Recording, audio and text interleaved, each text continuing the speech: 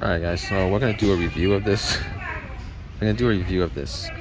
I've had these EverStart power inverters, these smaller ones for a long time. I'm talking about like 5 years, okay? And they're pretty decent for the price. This is the 400 watt version. This is a pretty decent.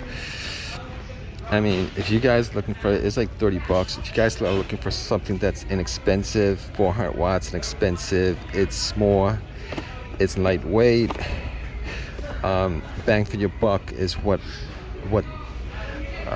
these are. I mean, 400. I've seen these smaller ones with 100 watt inverters for they go for like 25, 30 bucks.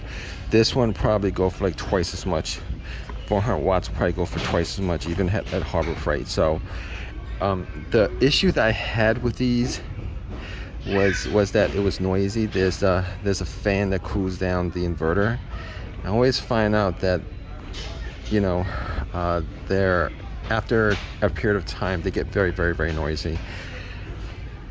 And possibly these 12 volt jacks, they tend to, if you put more of a voltage on there, they tend to overheat. And when they overheat, the fuse burns out. But not only the fuse burns out, but the whole plastic casing burns out. And that was like, from my previous experience, that's been a huge issue with these. But those are the only two things that I could actually complain about. The price is good.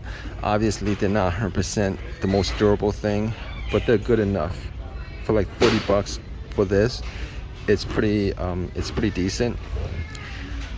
And if I'm looking for an inverter, this is the first. I've gone to Harbor Freight, check out their inverters, and always because of the pricing, I always settle